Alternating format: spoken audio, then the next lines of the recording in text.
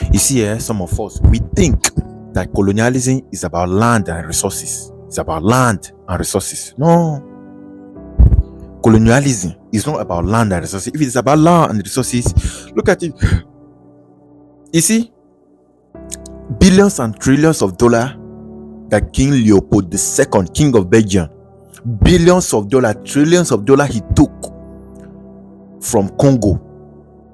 By now, Congo would have become the one of the poorest state in the world.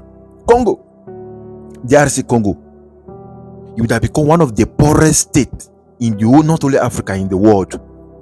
If we talk about the resources, what this man they call King Leopold II of Belgium took from that country. But look at Congo today. Even upon all this war and insecurity in Congo, Congo is still one of the biggest country, the richest country in the world when it comes to mineral resources. No country in the world, no state around the world can compare with Congo when it comes to mineral resources. You understand, ba? Yet, upon the billions of dollars the American, the British, and the Belgian they took from that country, they still remain one of the biggest country in the world when it comes to resources. Have you seen that colonialism is not about resources? Taking some people thinking the pack are gold, the pack are crude, the pack are diamond, all these ones are minor or something.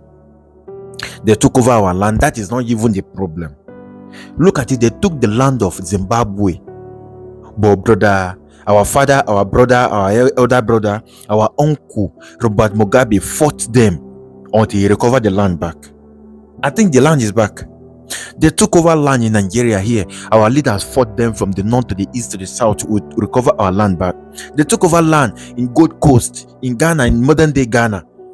Then Dr. Kwame Nkrumah and the rebels and a team, they came and they reclaimed the land back. They took over land in South Africa, in North Africa, East Africa, West Africa, Central Africa.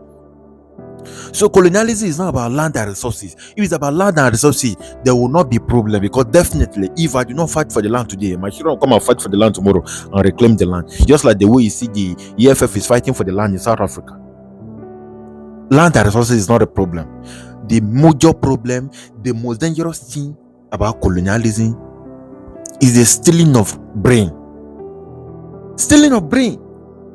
When you are colonized, you don't value yourself, you don't recognize yourself, you don't see yourself, you don't think for yourself, you don't stand the way you stand, you don't talk the way you talk, you're not supposed to dress, you don't dress the way you dress, you don't eat what you're supposed to eat.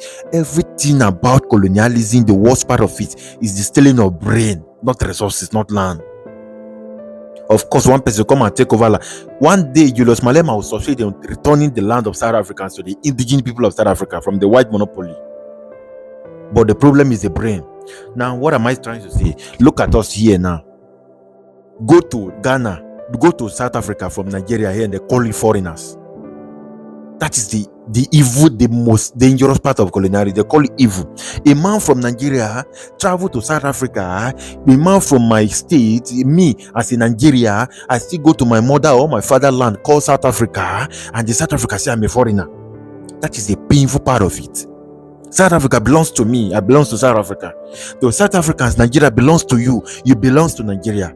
South Africa belongs to Ghana. Ghana belongs to South Africa. Kenya belongs to Nigeria. Nigeria belongs to Ghana, Kenya.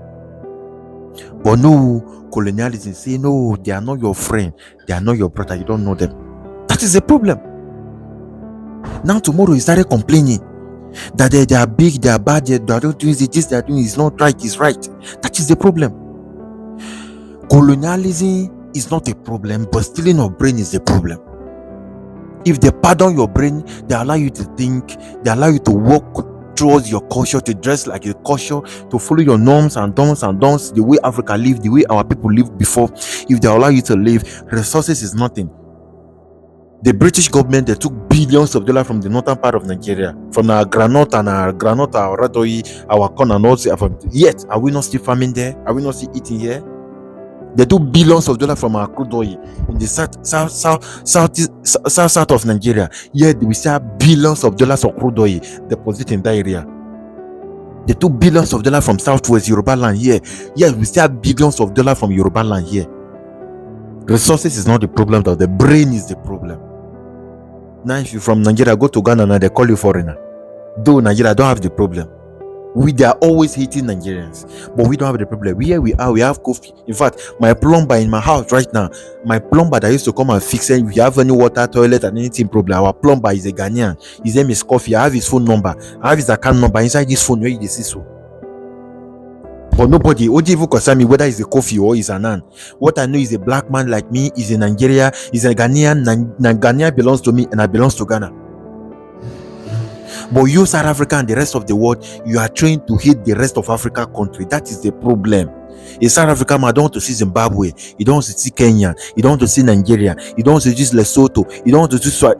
That is the problem. If you go to Kenya now, they don't want to see Nigeria. They say we are taking their women. If you come to Kenya, they say they want to see Morocco. Moroccans are taking their women. That is the problem.